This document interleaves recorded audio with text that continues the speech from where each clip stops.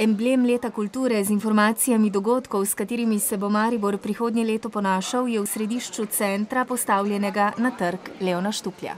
Razstavni salon Rotovž, ki je na tem mestu, je bil zadnje čase zaradi nekih težav vzdrževanja in to bolj ali manj prazen, čeprav so se redno vršile tudi razstave in smo skupaj z umetnostno galerijo izbrali ta prostor kot možen.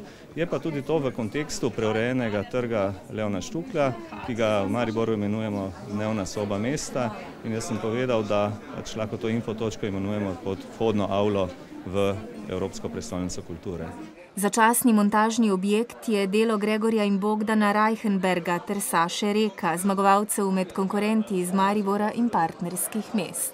Natečajna izhodišča so bila sicer ureditev notranjega prostora galerije Rotovž. Mi smo se ravno zaradi tega, da bi bil objekt bolj prezenten, bolj prisoten, da bi Maribor ali pa prebivalci ali pa obiskovalci dobili občutek, da se vseeno nekaj dogaja tudi navzven, ne samo navznoter. Zato smo potegnili objekt ven. To ne bo zgolj informacijski center, ampak bo hkrati tudi prizorišče umetniškega dogajanja v okviru salona EPK, ki je tukaj za nami. V njem se bodo zvrstile številne razstave v okviru kulturnih ambasad in pa nekatere druge ambiciozne umetniške zgodbe. Tako da verjamem, da bo ta center kot celota ponujal ljudem tako kvalitetne informacije, kakor tudi umetniške užitke.